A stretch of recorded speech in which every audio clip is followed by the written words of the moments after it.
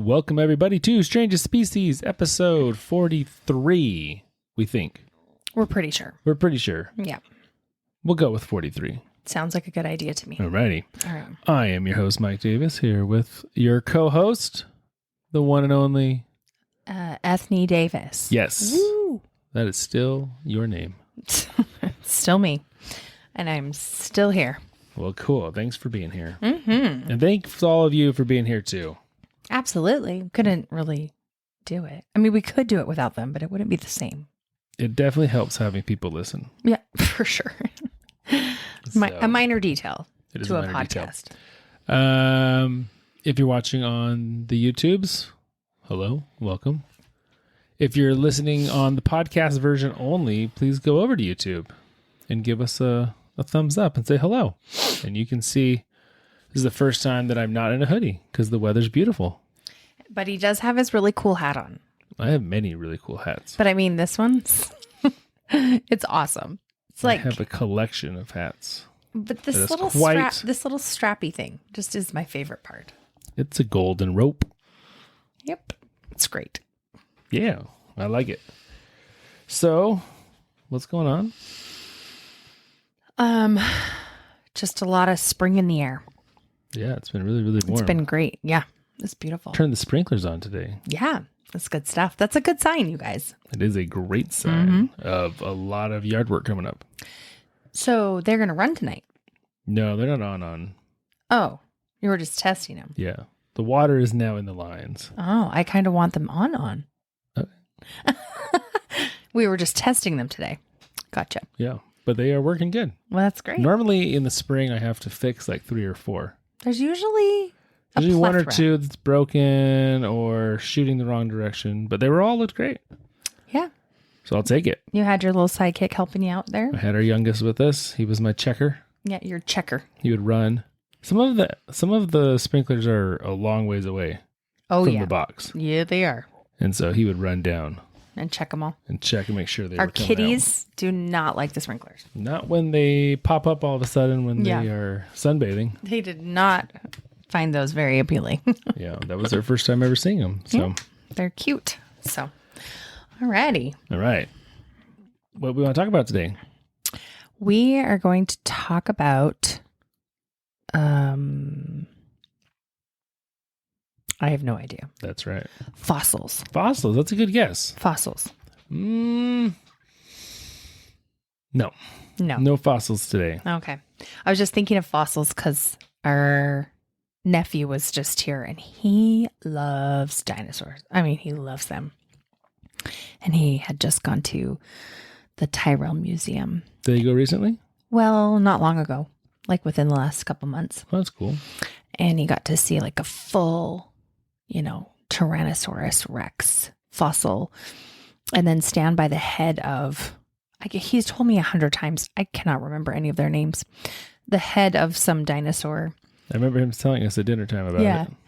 But he has this cute little lisp and dinosaur names are crazy. I don't know why they have to be crazy, but they are crazy.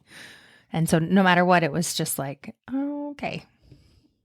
So that's why I thought of fossils. Yeah. But like I said, it's a great guess, but it is not at all correct. Okay, well, that's okay. So for the new people out there listening, Ethne never knows what we're going to talk about until I tell her what we're going to talk about. And then she's along for the ride with all of you.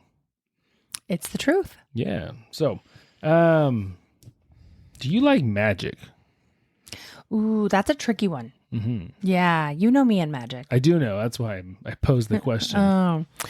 It kind of irritates me. Like I'm so fascinated and I love it, but I'm like, how did they do this? Drives you insane at the same time. Yeah. Mm-hmm. I'm not just strictly there. Like I can just watch it and not really think about it. I'm like okay, this is amazing. I don't know how they're like tricking me right now. I know they're tricking me. I can't figure out how. And so it just gets to me. Especially if they're good, like the ones at Silverwood. Yeah. Good. So we have an amusement park like 45 minutes away from our house. Mm-hmm. And it's legit. Yeah, it's a good amusement park. Oh, I mean the magic show. Sorry. The magic show is amazing. Yeah. The amusement park, there's like, 6 roller coasters? Yeah. So, I mean, it's real. but it's not like a Six Flags or It's real. Disneyland. It's real. But it's not like a carnival. No. I mean, It has like a water park. It's great. It's Yeah, it is perfect. I'm awesome. glad we live as close as we do. We usually get seasons passes, and it's awesome. But they they're have a magician there who is just He's great. phenomenal. He's won I think lots he's of won awards. multiple world championships Yeah. in magic, if that's a thing, I guess. I mean, he says different things. I guess I don't even know. But his shows, he does 3 shows a day out there. They're very personable, Very good. very, very good. Yeah. And they drive Anthony insane.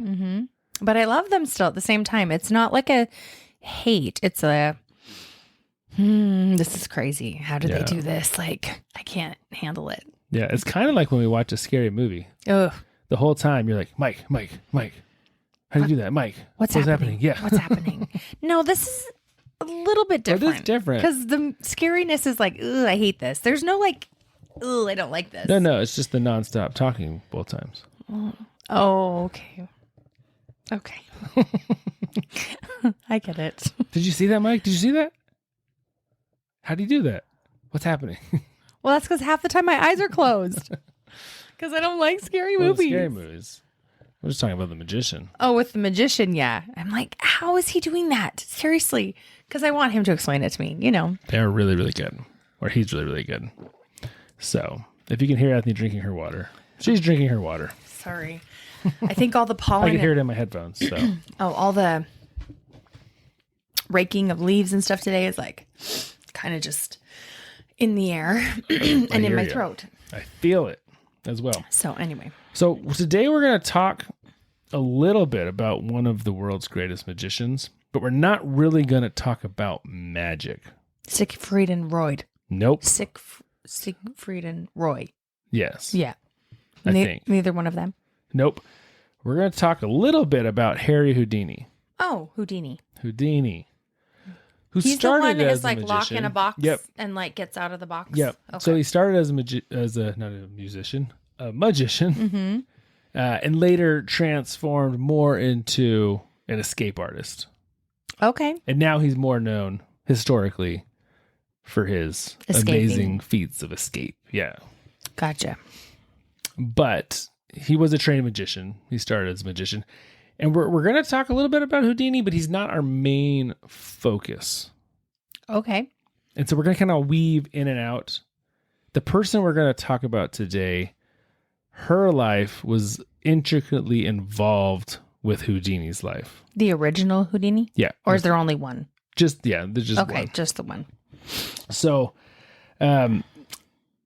Houdini was a big fighter against the spiritual movement that was super popular in his lifetime. Okay. Now, when I say spiritual movement, I'm not talking about religion. It was an actual craze, movement, fad, whatever you want to call it, that swept the nation, that was super big into seances, talking with the dead, all of those kind of things. The kind of things that we watch in our horror movies now, a lot of it came out of spiritualism in the 1800s.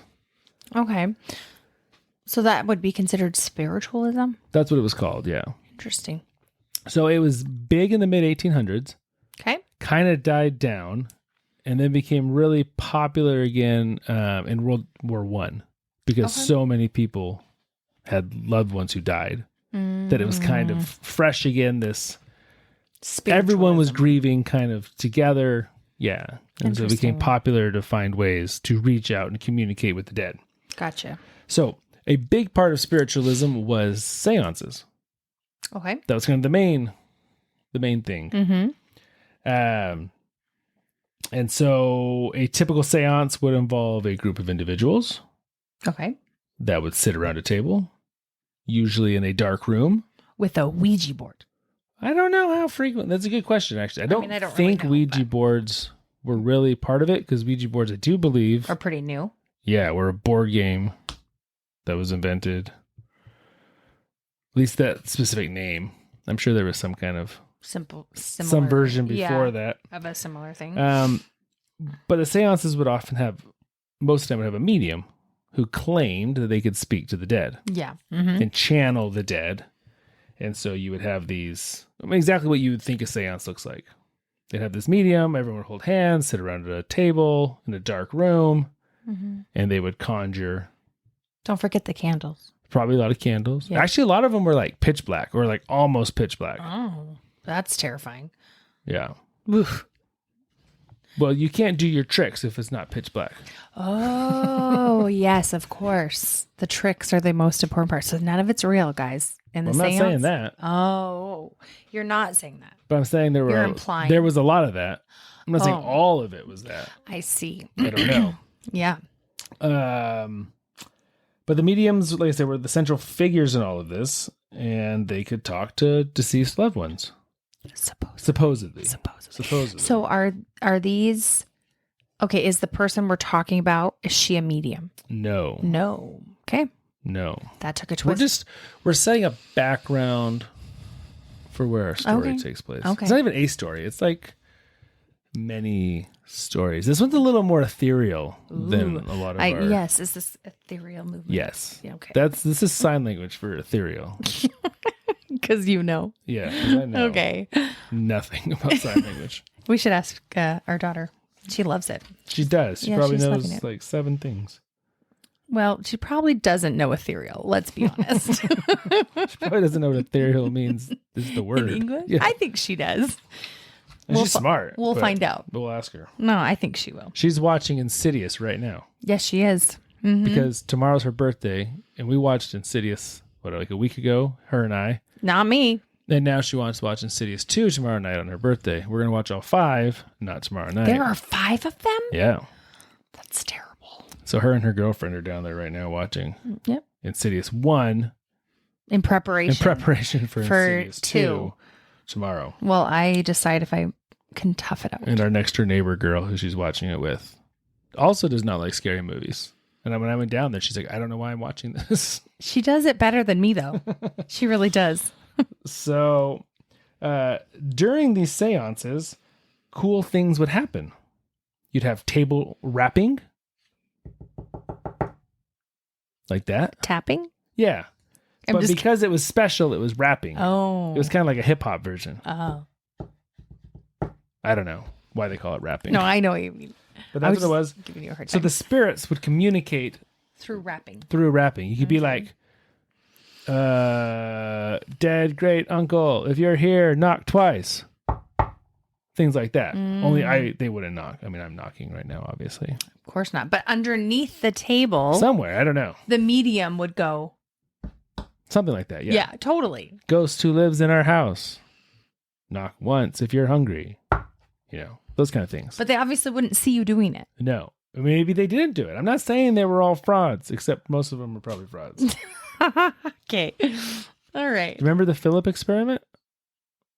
The one we did in October when they tried to conjure up a ghost? Yes, I do. Mm-hmm. I remember this. Anyways, there was also sometimes automatic writing where the medium would write messages from the spirit. That was in Insidious. Yeah. Mm-hmm. I feel like Haunted Mansion, In Disneyland? yeah, would have something. Something in Haunted Mansion would be in one of these moments. Yeah. I mean, all of the pop culture of our Like scary Madame movies Medusa's today. head or whatever, the girl's head in the thing and floating. What's her name? Yeah, not Medusa. I know, but Madame Leota. Leota. Yeah, her. I feel like man. that's got to be in a seance. That Something seems about seance-y. that. Yeah. So, but yeah, a lot of that, our modern pop culture comes from This is right up your alley. spiritualism. Yeah, it is. Yeah. Okay. Or you'd have spirit voices that would emanate from the medium. So like the ghost. Like a would ventriloquist. Potentially. You Or guys, you could it's just be all like this. fake. Like right now, I could be like, I am Charles, the ghost who lives in your attic, and I want you to get me a sub sandwich. What? I don't think ghosts can eat. Why do they always want food? I don't know. Maybe I'm hungry. I think you are. Oh my gosh. So it's those kind of things. Okay. Surprisingly, they were met with a fair amount of skepticism and critics. This is shocking. If there was a Twitter back then, it would have been a lot of. It would have been quite a diversive Opinionated matter. Yeah. Yes. Mm-hmm. But it was also big business. So So with as much skepticism as there would be, there was still enough intrigue for people to want to be willing to try it or spend the money. For or maybe sure. they were just And maybe there's some people desperate. Some people were probably desperate. Some people were maybe just curious. Yeah. It was just fun if you had the money, to go and see these parlor tricks, quote, air quote, tricks, But yeah, in 1932, about 30 million people a year in the United States were going to seances. Oh, wow. And that's a lot. They were spending about $125 million a year, which the equivalent is about $2.15 billion. So it was a big industry. If you were good at knocking under the table where no one could see you, you could make some serious cash. Oh, geez. Okay. Yeah. Hopefully we're not offending anybody out there. If you're a medium, I hope you're real. That's all I got to say. Sure. Yes. Are there mediums today? Well, there's definitely like psychics and stuff. Okay. I'm sure there's people who claim it. Yeah, there's all sorts of shows on like TLC, like Miami Medium. I don't know if that's a real show, but something like that. I don't watch any TV, so I believe you. Mm-hmm. Okay. So Houdini's mom died, and he was really, really grieving. And so he went to a medium because that's what you did to try to communicate with her. And he, being Houdini, a magician / escape artist, was able to tell really fast, like, oh, I can tell what you're doing because I'm a way better magician than you. Because I'm one of you. But did they know that he was who he was? I don't know. Because I kind of feel like if I was a medium and I had like Houdini show up, I'd be like, I'm sorry, I'm all picked up. Yeah. I just can't see you. Like, I'm sick today. I'm sick every day that you want to come see me. So I don't know. This enraged him. Oh. And it enraged him even more that these people were essentially charlatans taking advantage of people. Sure. In their grief. That's what I was thinking. So while he was like an amazing escape artist, he essentially dedicated his life to exposing fraud mediums. It was like his favorite pastime. Interesting. Like he would actually do his professional shows. Part of it would be exposing local mediums. And I kind of think it's not ironic that it's him, but in some ways it is. I mean, when you go to a magic show, you are there to be entertained, and you know that what they are doing is fake. It's not fake. That guy totally levitates that chick. Okay. I mean, she is levitating. How? I don't know, but we're not going to go there. Ring around her. I know. I'm telling you. He flies up himself. I know. I've sat on the front row. The only part, him flying up it's black magic. How does he go with the hoop around her? I'm sure if we YouTubed it, we could figure it out in 3 seconds. Okay, well. But it's really fun to watch. And when you don't know, you just pretend. Anyway. And it's awesome. Okay, Sorry, go back. You're distracting my brain. Sorry. So, okay, when you go to a magic show, you know you are there for entertainment purposes. If you're seeking a medium, again, it is kind of like robbing from someone, like taking advantage of someone in their grief. And it's kind of terrible. Yeah. Because I think they're seeking for any sort of comfort or answers and not maybe thinking with all the aspects of your, when you go through grief, there's so many steps, right? So you're kind of taking advantage of people in a very vulnerable situation. And I can see where he's coming from. I mean, I kind of agree with him. Oh, totally. But they wouldn't be there if it wasn't a thing that people were seeking. And it was a very, like you were saying, a big business. So I kind of like that he did that. I didn't know this. Yeah. So even like President Lincoln held seances in the White House when his son died. I mean, it was a very just kind of, wasn't that common, but it was very common compared to today, at least.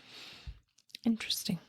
So, so now we're going to go to kind of shift our focus to our main character for today. Okay. A gal by the name of Rose Mackenberg. Rose Mackenberg. Now, Rose was born in July 1892 in good old Brooklyn, New York. Brooklyn. It'd be better if it was Mackenberger. Well, that would be, but it's not. I don't know why that just came to my brain. Okay. And she worked. Now, this is an interesting. I never found this out, but I'd be curious. So she worked as a investigator in New York City, which seems to me like a really odd thing in the 1920s for a female to be an investigator. Yeah. In New York City. Like that just in seems like. I thought you said we were into 1935 or something, or 32. Did we talk about? Oh, I was just saying in 1932, it was like a $2 billion industry. This was the industry, but Right. we're not in that time We're not frame. there yet. Sorry, I gotcha. Sorry. So this is in the early 1920s. Gotcha. She's working as an investigator in New York. That's good for her. Yeah, she's a young woman. Yeah. And she gets hired by a banker to investigate some stuff because he has suffered a bunch of losses on investments after listening to a psychic medium. Shocking. And so he hires her to help figure out what happened. Okay. So she doesn't know anything about this stuff. So she somehow gets a hold of Harry Houdini and says, hey, can you help me on this case? And he says, I love doing this junk. So he comes on, he helps her, but in this process, he is so impressed with her that he offers her a full-time job. Doing what exactly? Being his lead investigator. On what exactly? So that's the cool thing. Okay, on exposing mediums? Yep. Oh. So he hires her and he teaches her all the tricks. Oh. He teaches Because that's her, like not a thing that magicians do. right.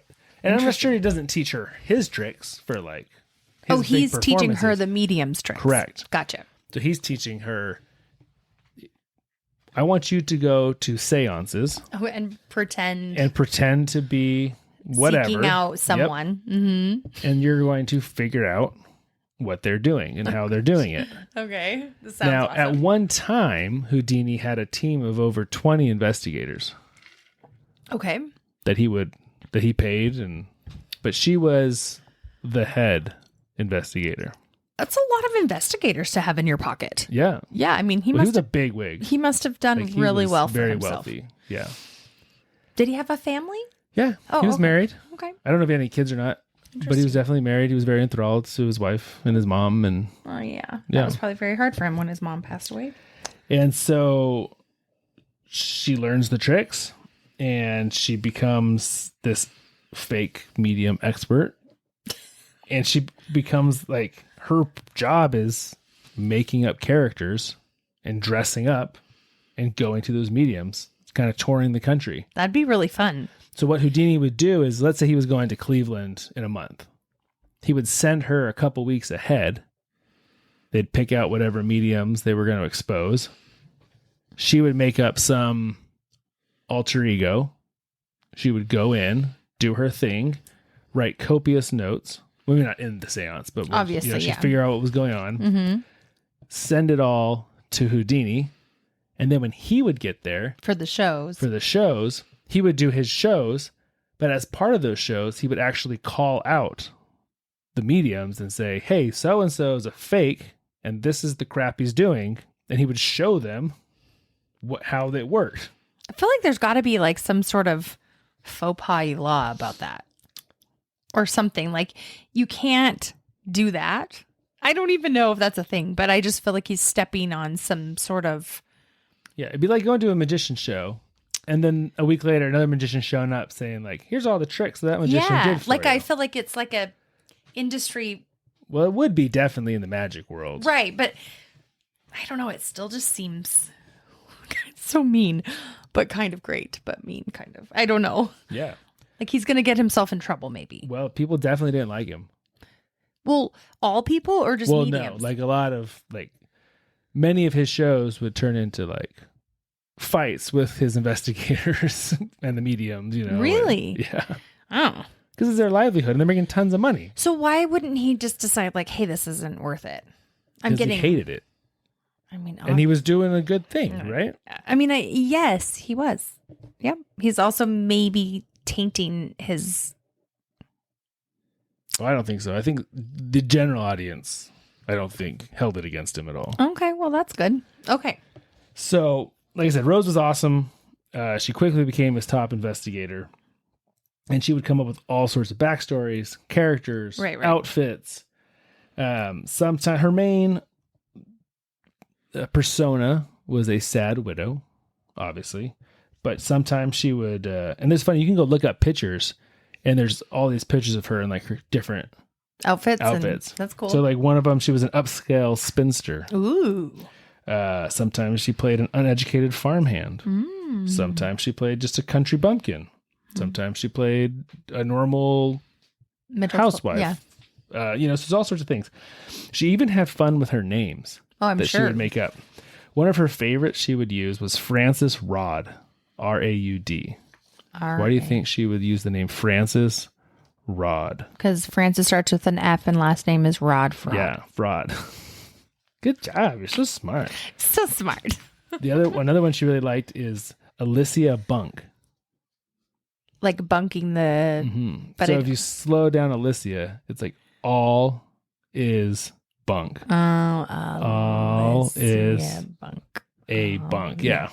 So she just seemed like a very fun person. Yeah. Like she really enjoyed She really got into it. Yeah. I'm sure she was great at it. So let's go through a couple of examples of her shenanigans. All right, let's do it. So in Chicago, one time, she dresses as a widow named Rosalind Richards.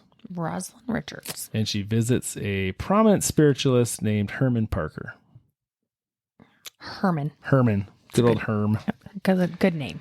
So he is such a good medium that he connects with her dead husband. That's amazing. It's amazing because not only is he dead, he's fake dead. Yeah, he's fake altogether. Yeah, so he connects with the fake dead husband. Okay. And so Rose, asks a bunch of things and is grieving and crying and goes through the whole rigmarole.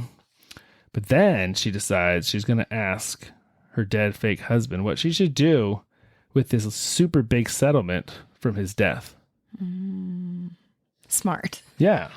And so Parker, good old Herman, he advised that she invest in a company, a very specific company called the Wilcox Transportation Company, who's owned by his business partner. Convenient? Very convenient. I think not.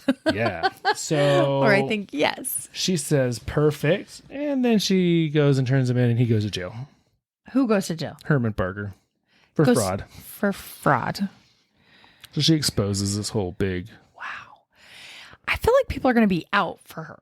Like, wanting to... I'm sure there were plenty of people who didn't love her. Well, I mean, literally, like, kill her. Yeah. Luckily, there was no internet. True. So you could just kind of disappear into the shadows. Oof. Dang. And I guess you're under an alias, right? Like, yeah. So there's another time in Indianapolis where Rose pretended to be a mother who had just lost her infant. Oh.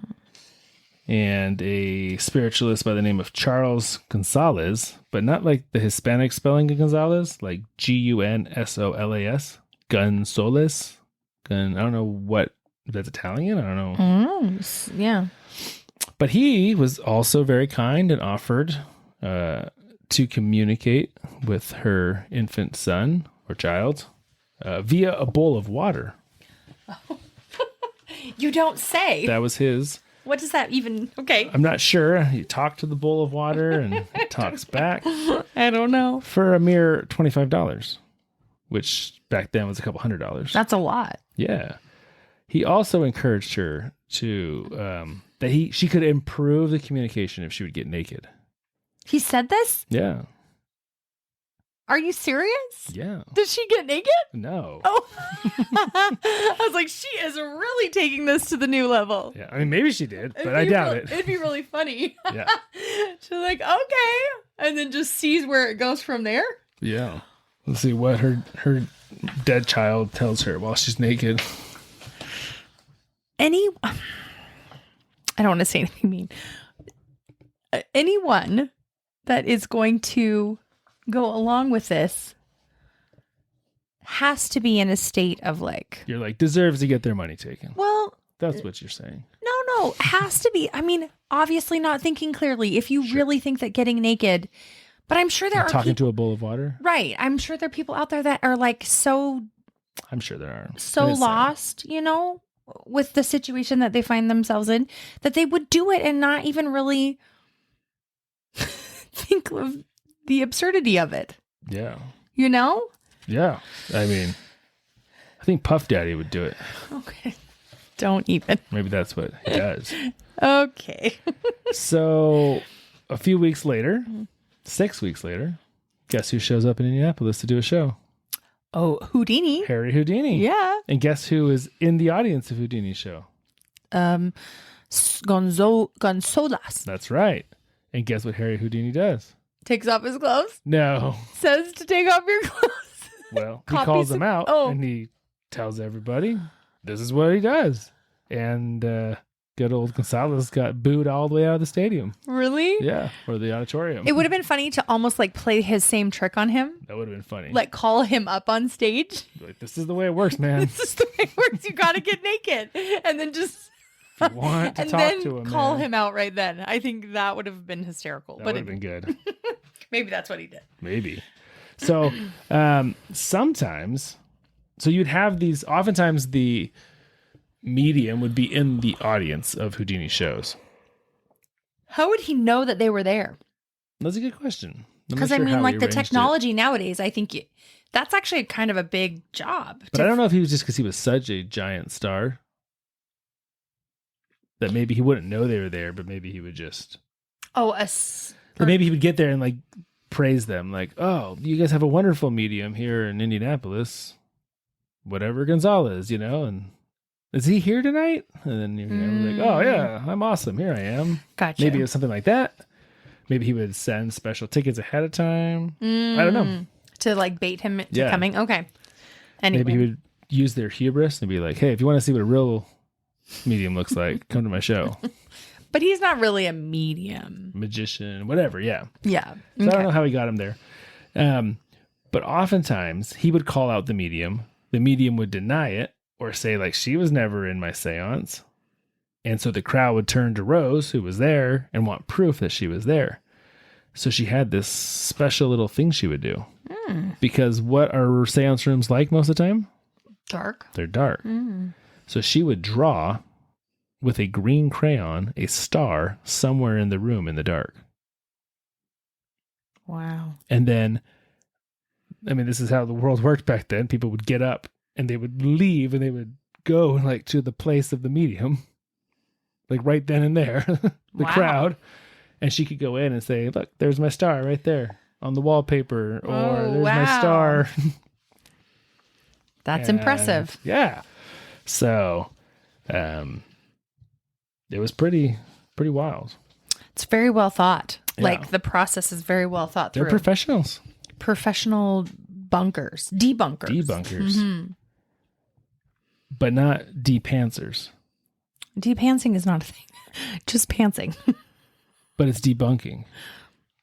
It's So D is to to me- undo, except for pantsing. but what is bunking? If you just say bunking. That's a good question too. It's like a double negative. Exactly. That's why it should just be bunking. What about debriding? Debriding. Well, briding is not really anything, is it? I don't know. I mean, What about it's, de-icing? You're removing ice? yeah. We're taking a tangent here, people. Follow us down. Okay. English language. Back on track. Well, this has been an ongoing conversation This is since we true. were married, I think. I So believe so. anyway. So we're going to now talk about a very specific case that Houdini and Rose worked on together. Okay. A gal by the name of Mina Crandon, a.k.a. Marjorie the Medium, which is kind of a lame name. Marjorie the medium and Mina? Yeah, Is obviously. Mina short for Marjorie? No, I believe that's just like a stage name. Oh, okay. That makes more sense to me then. Yeah. All right. So, Marjorie the medium was a unique medium because she was 36 years old. She lived in Boston. She was insanely popular.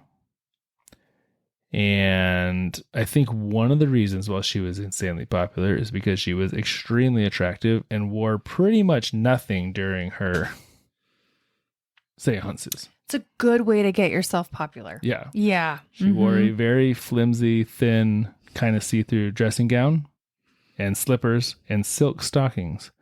Now, the point of doing that was to show there's no deception here. I'm not hiding anything, including my body. Perfect. I like it. She was married to a very prominent surgeon who had a lot of money already.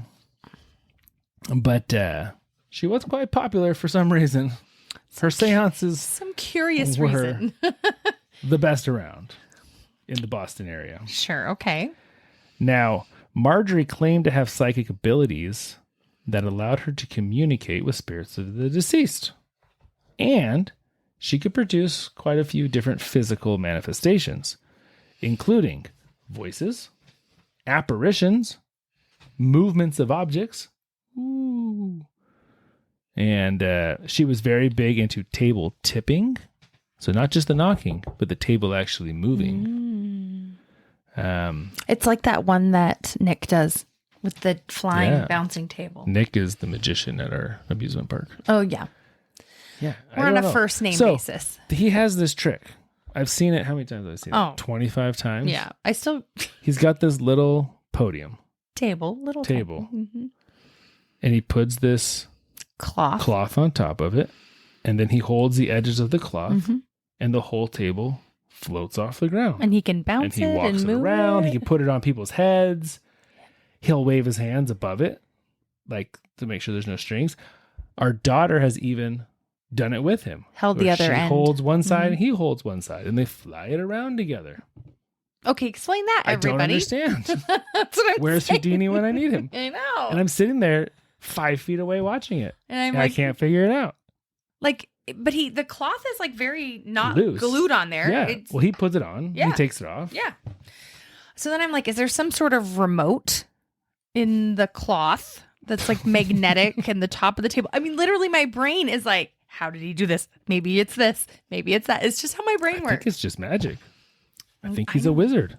Well, he's a magician. He's a warlock. Okay, go back to this lady. We are so all over the map. Okay, Mina, Marjorie the naked lady. Marjorie the naked. Could tip tables. She. Oh, tables. Oh, apparitions. That's like seeing the future? No, it's like seeing ghosts. Like seeing a physical form manifestations of what am I thinking of? Apparitions. No. I don't know. I don't know either. What word I was thinking of that might be similar, but meaning. Anyway. She was really good at producing spirit voices so that people could hear. Like ventriloquist style, kind of? Like different types of voices? I'm not saying she was a ventriloquist. No, but I mean... But yes, she was a ventriloquist. But it's like different... Hearing voices from the corners of the room or under the table or... Yeah. The spirits would speak. Of course. Okay. She could even do ectoplasm manifestations. So some mediums were so medium-y that they could produce ectoplasm, a physical goop from the other side. Wow. I think that's where Ghostbusters got it from. So is it like phlegm from her throat? Or what is It's ghost phlegm, yeah. No, but I mean, what is it really that she's claiming it to be from the other side? So at the time that Houdini saw her, she actually was not doing the ectoplasm thing yet. Darn it. Or the apparitions. This came later in her career. Of course. Like she became a better medium.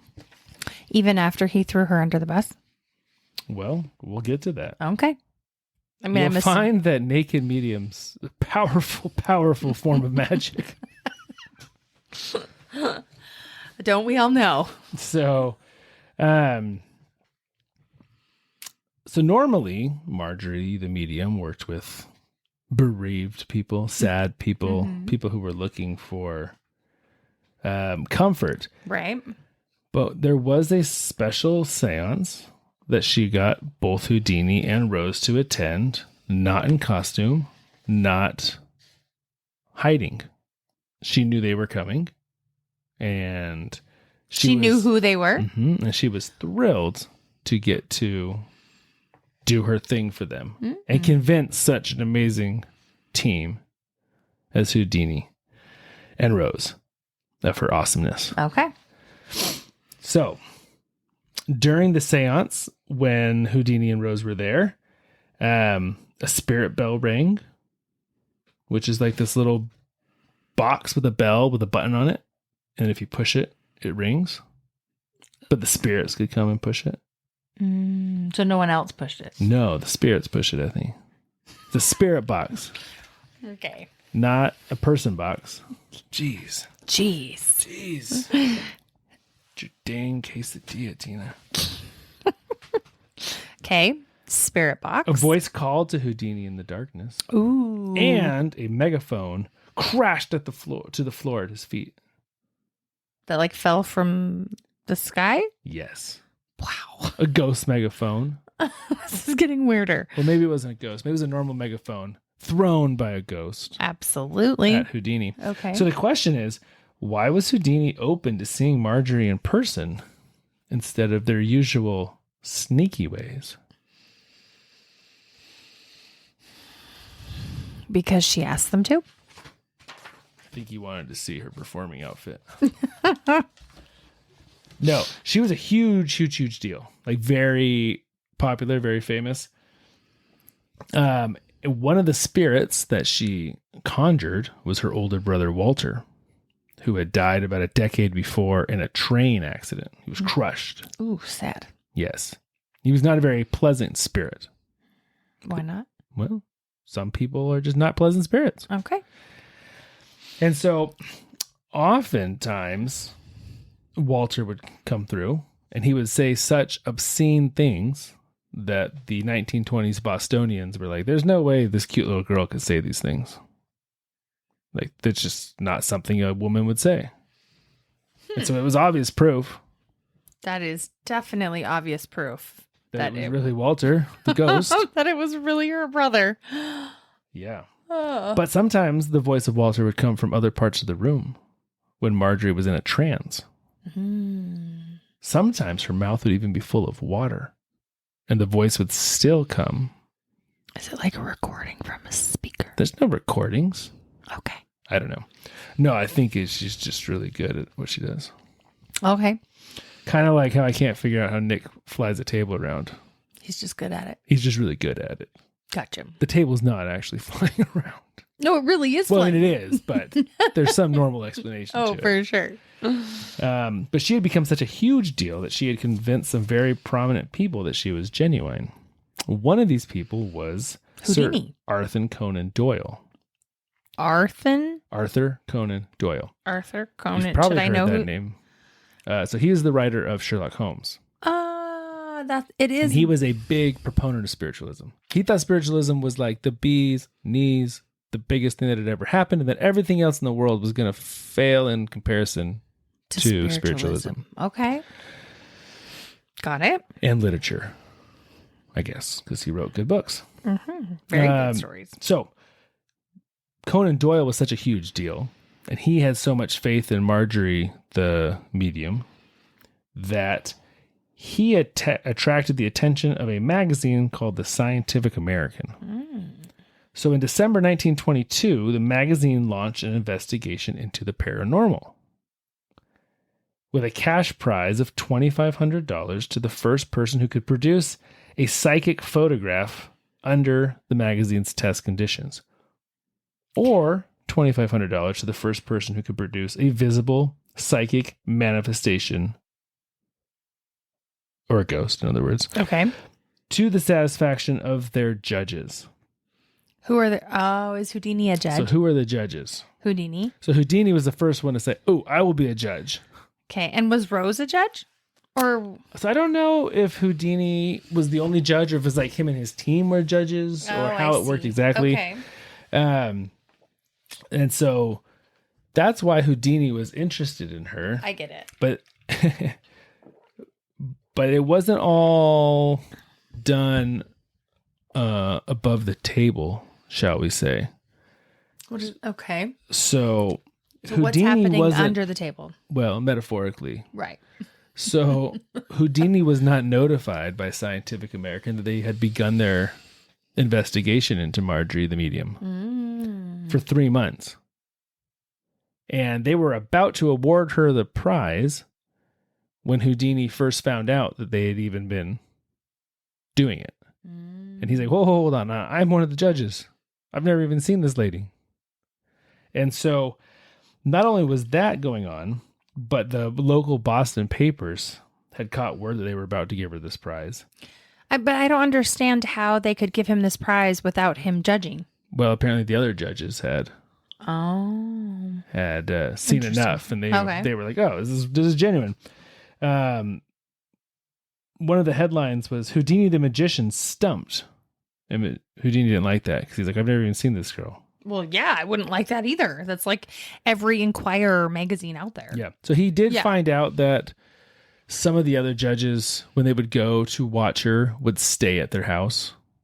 Stay at whose house? The Cranston's house. Cranston's her last name? Marjorie's house. Marjorie's house. Some of them even took out loans with her very wealthy husband for other business ventures. Some of the older guys were very keen on her looks. So Houdini was very quick to say, like, I think everyone else is kind of got ulterior motives here. Yeah, there's a lot of other... it should be very neutral judging. So he's like, I need to go and witness this. Okay. And so that's why he shows up with Rose, totally to witness. Unabated, not disguised. Right. Show me your stuff. Not literally show me your stuff, but your seance stuff. Your medium stuff. Your mediumship. He even tells the Scientific American that if I can't figure this out, I will donate $1,000 of my own money for this prize. Okay. Because he's like, I'm so convinced that this is crap. Right. But it's kind of cool because she does all these things. The spirit box does ring lots. There are voices. And he even sets up some stuff. So normally the spirit box sits between her feet on the floor, which seems like a pretty easy way to... Like my face. If you're not watching, I'm just like, what? That seems like any... Now, the way the seance works, everyone holds hands, so it can't be your hands, and everyone's feet are touching. Everyone's feet are touching? Like in the circle under the table. Oh, like we're playing footsies? Yeah. To make sure that she's not touching the bell. Oh. But she's sly enough that if she's not a real medium, she can still move her foot just enough some way to ring that bell. Okay, interesting. But this is how cool Houdini was. So he knew what she did prior to going, right? Okay. Like what kind of things happened in her seances. So that day, so the seance was at night. So in the morning, he wrapped a rubber band around just below his knee, super tight. And he wore it all day. So essentially, it was almost like a tourniquet on his leg. Well, by the time the seance came around, his leg was super swollen and it hurt.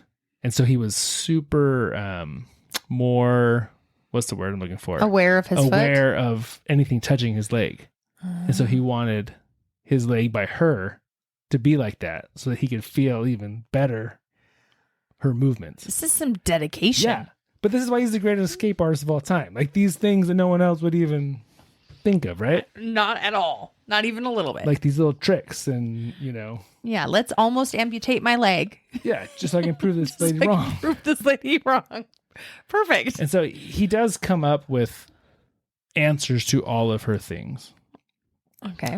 At least his explanations. Mm-hmm. So he says she's still slightly moving, to get the bell. The voice is kind of something ventriloquisty. He thinks that the megaphone in the dark her husband would set on her head, and then she could throw her head and make it go wherever she needed it to go. Oh. Something like that. Interesting. So they end up going through a whole bunch of other... He actually builds a box that he makes her be in to do the seances. He builds her a box. And her husband and him get almost like into fist fights over everything. Okay, this is Long great. story short, she doesn't win the money. But she does become extremely popular more and more and more throughout her life. You know, like even it with stop Houdini's, her. it doesn't stop her. Okay. And then she does go on to do the ectoplasm thing and blah, blah, blah. Wonder what that was made out of. I don't know. It was really tricky though. Side note, one of her friends talking about like her success was also her downfall. Not her downfall, but it was the hardest part because people would show up and they would want something bigger and better. So she'd have to figure out some bigger and better manifestation. And then on top of that, some bigger and better manifestation. You know, it was like this never ending cycle of becoming a better medium. Of course. Talking to the dead even better. Yeah. But we all know that being naked, like fully naked, helps with the Not fully communication. naked. Oh, that's true. Well, at least in Indianapolis. Yeah. Yeah. So In the I'm wondering if Midwest- she went that way. In the Midwest, you want to be fully naked. In New England, it's better to be like barely clothed. Yeah. Like see-through satin, Yeah. white satin. Yeah. Yeah. In the West, you could wear whatever. Yeah. Out here, the ghosts don't care so much. They're not as perverted. They're all about the outdoors. Yeah. They don't even show up. 'Cause They they're out don't even hiking. show up. Which I don't blame them. Yeah, I mean, me either. So, but that's what Rose and Houdini did together. Yeah, that's And in cool. total, the two of them exposed over 300 fraud mediums That's in crazy. their time together. It's a lot.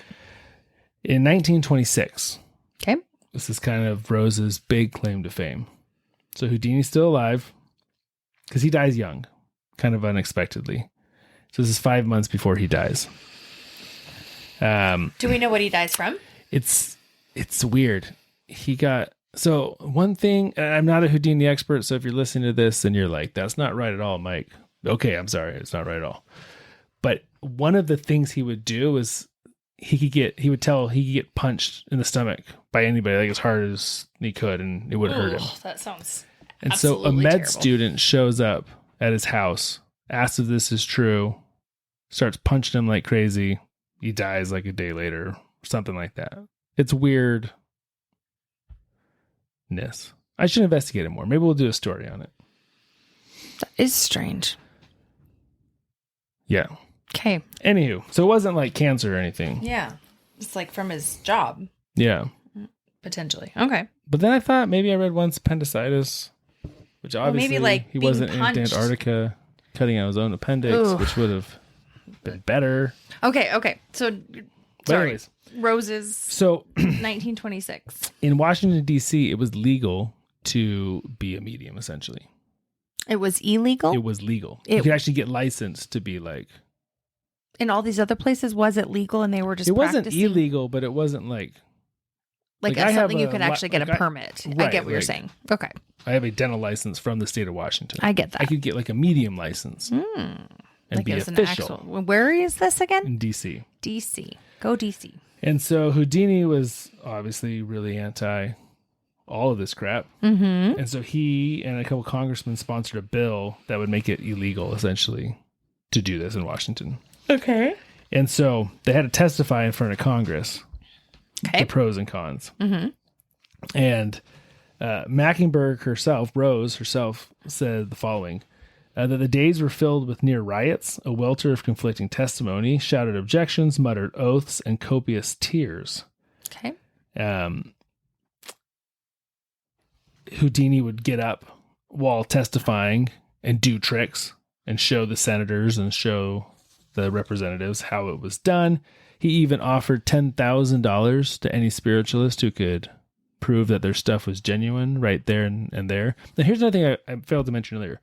Both Houdini and Rose, this whole time, were more than welcome or more than happy to admit if someone was legit. They had no problem with the idea of talking with the dead. Oh, interesting. If someone's proved genuine, they would have been the first to say, that is amazing, this is awesome. But they were super anti-charlatans. Gotcha. And at one day, the fighting got so bad in Congress that they actually had to adjourn for the day. Wow. And so all this is going on, but then the biggest bombshell of all was Rose's testimony. Mm-hmm. So she was called to testify. And prior to the hearings, what did Houdini do? He sent Rose undercover to Washington, D.C. to visit all of the prominent mediums and gather evidence to use against him. Right. So while she's on stand, she testifies that 2 different spiritualists had told her that a number of U.S. senators were their clients. And she even goes on to name these U.S. senators who are using seances to help govern the country. Oh. And this is like explosive. That is explosive, actually. Yeah. She also, most shockingly of all, tells them that one medium, a lady by the name of Jane Coates, had boasted to her that she had held numerous seances in the White House with the president. Ooh. And dang. so this became like, front page news and all this kind of stuff. So she became a very, prominent lady for a few weeks there during her testimony. Yeah, for sure. The bill did fail, though. Did not pass. And like I said, Houdini died just 5 months later. And Rose was now left alone. I'm sure she was without devastated. Yeah. a job-ish, kind of. So Rose was one of the few people that Houdini had given a special code to, that if he were to die, he would try to come back and communicate this code. Oh. Just kind of shows how close they really were. His wife was one. Rose was one. There were a few that he... And, Did they ever get the code? In the 1950s, in an interview, she said she'd never heard from Houdini in all those years. Yeah. So in 30 years, she hadn't heard from him yet. So pretty sure she won't at that point. But she did go on to become... she continued to debunk fake mediums for the next 30 years. Good for her. Yeah. She investigated cases on behalf of banks, police departments, lawyers, district attorneys, insurance companies, trust companies. Wow. Private citizens. She became kind of the expert on fraudulent mediumship. She wrote newspapers. She wrote magazine articles. She became a lecturer. It's awesome. Yeah. And she appeared on radio, TV shows. Yeah, like for she sure. was just the awesomest. It is funny, when she retired, she very specifically got herself an apartment that was super full of windows, because she claimed she was very sick of spending her life in dark and shadowy rooms and corners. Makes sense. That makes sense, because her job was focused on, being in those places. I would do the same thing. Yeah. It's a good way to retire. She passed away in 1968 at 75. 1968 and 75? No, at age 75. Okay, perfect. And she had investigated more than 1,500 mediums. Wow. So 300 when Houdini died. So she did another 12, so 4 times as much on her own. You go, girl. All because, all because Houdini was so impressed with her. Yeah. He taught her all the tricks. Yeah. Of those 1,500, she says she never once found one that she believed. But she would be the first to happily admit if there was one. If they felt. Yeah. Interesting. Yeah. So I really do want to go learn more about just Houdini now. Yeah. It's interesting. I just know vague stories about being an escape artist and stuff. Right. But I'm actually curious what they considered his death to be from. I mean, even if it was a side effect of being punched in the stomach, how do you even get to the point in your profession that this is something you want to claim? I mean, I'm like, that just seems dumb.